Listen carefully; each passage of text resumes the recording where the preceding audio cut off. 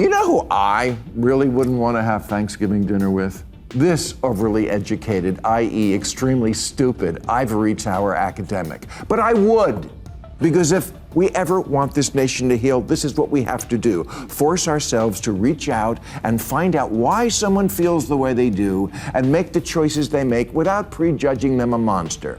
And they must do the same for you. Thanksgiving is just around the corner and we are entering into the holiday season. And contrary to what you saw all the people say when on the night of the election, freaking out and all these woke people on the internet saying, "I don't talk to my brother anymore, my sister, I refuse to communicate with my mom because I voted for Trump." Don't do that. Don't be that person. I know that a lot of them are ruining their own lives by separating themselves from their family. Don't be that person. And we have a lot of people that did state that. And we're going to go over a video of Bill Maher exposing some ridiculous professor who tried to tell you that it's okay and justify that you do that. And I don't agree with that sentiment at all. We should not be separating families because of political beliefs.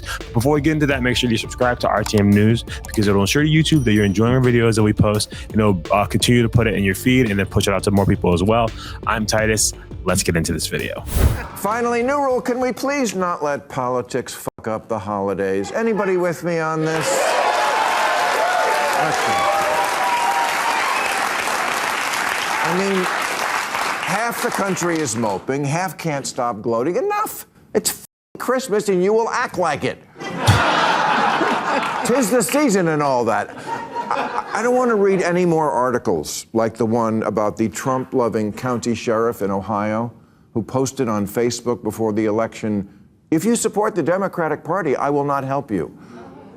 Well, thank you for your service, worst responder. No, that's actually crazy work. Especially you do not get to sign up to protect and serve and then sit there and negate a demographic of people, regardless of who they voted for. That's insane. And you should probably be fired for that statement not unless. You shouldn't be able to do something like that. The sheriff too, that's wild work.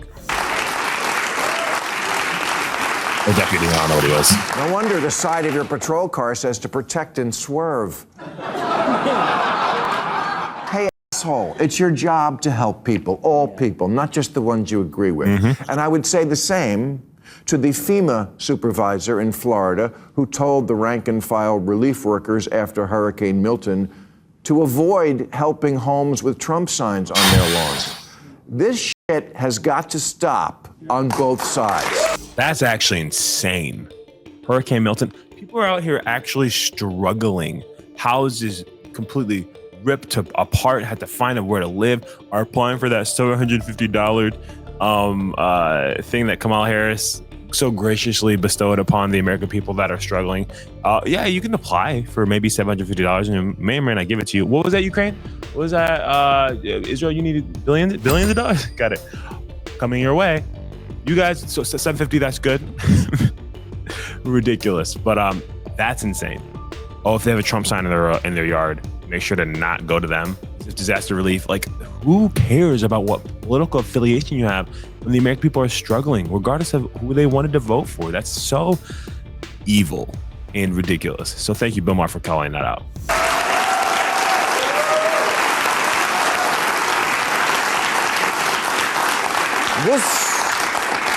This is America. I want to be judged by the content of my character, not what's on my lawn.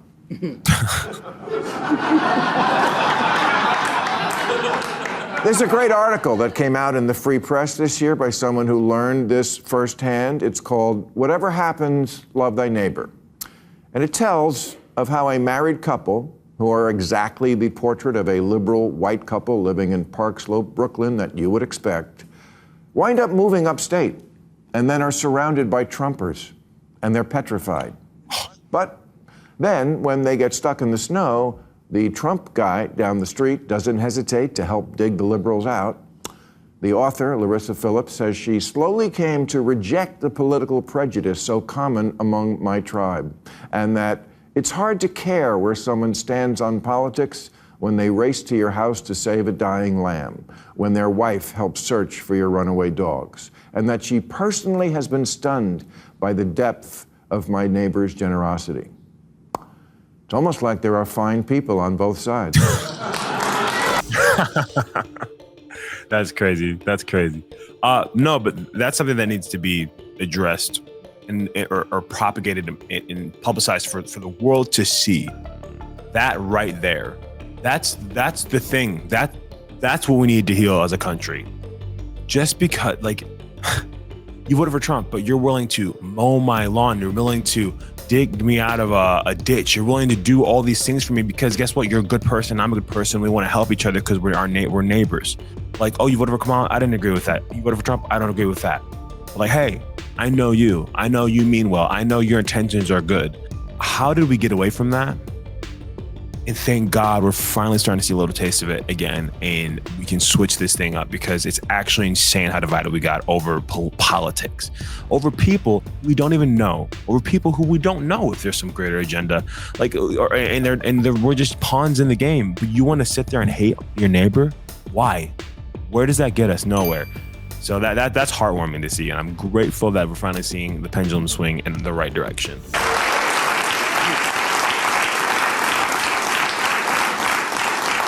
And that human beings are complicated. If we're going to remain a viable society, there must be some things that transcend politics, like disaster relief and law enforcement and helping neighbors. And fucking Christmas! You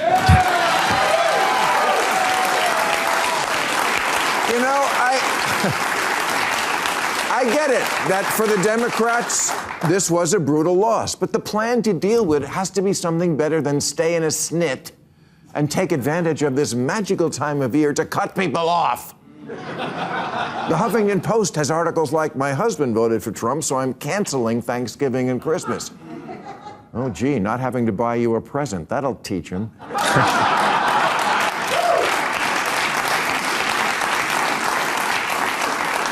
But family isn't like gender.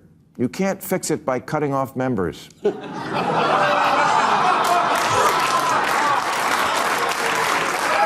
That's crazy work. That's crazy work, Bill.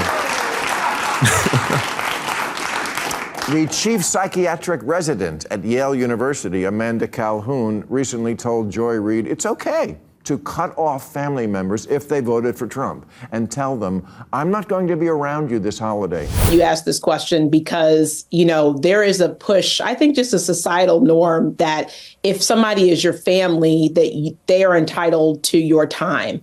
And I think the answer is absolutely not. So if you are going into a situation where you have family members, where you have close friends who have voted in ways that are against you, like what you said, against your livelihood. And it's completely fine to not be around those people and to tell them why, to say, I have a problem with the way that you voted because it went against my very livelihood and I'm not going to be around you this holiday. I need to take some space. Oh, how pure. It's like not letting certain people sit with you on the bus.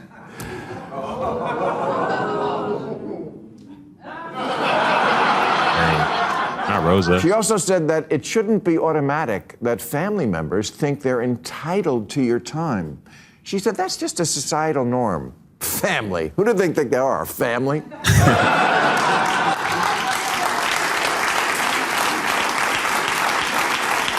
I mean, think about that. A mental health professional advising people to isolate during the holidays. And don't forget to drink too much and put on weight.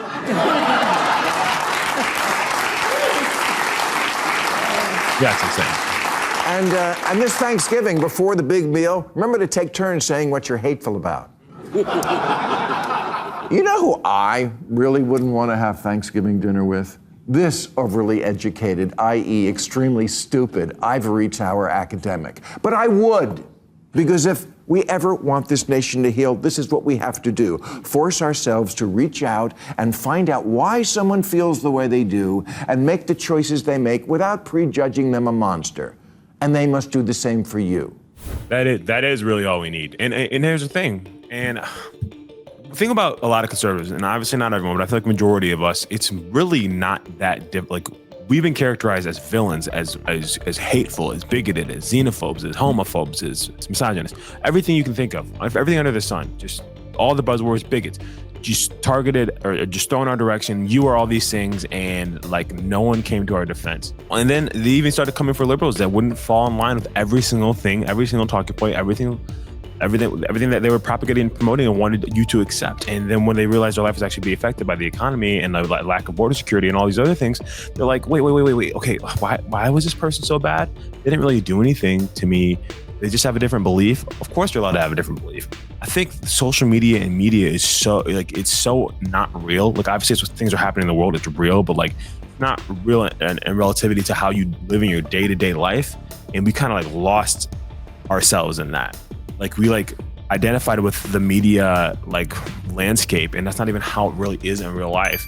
And realized, oh, me promoting and not me, but not the conservatives, propagating and promoting this message that actually is harming my family's financial situation. Some people have lost their lives because of drugs and fentanyl being laced in whatever drugs or kids are taking or shouldn't be taking, but like are, or whatever the case may be. And so it's just like, okay, maybe they weren't that bad. And then obviously we see that he had an overwhelming win, Trump. So I think things are changing. People are realizing, yeah, maybe I'm sick of being berated for like, or looking over my shoulder or worrying about every single thing that I may or may not say because my life might be over because one person got offended by it or whatever.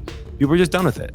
They're really over the offended by everything, triggering everyone. Like everyone gets triggered by everything. It's like, grow up.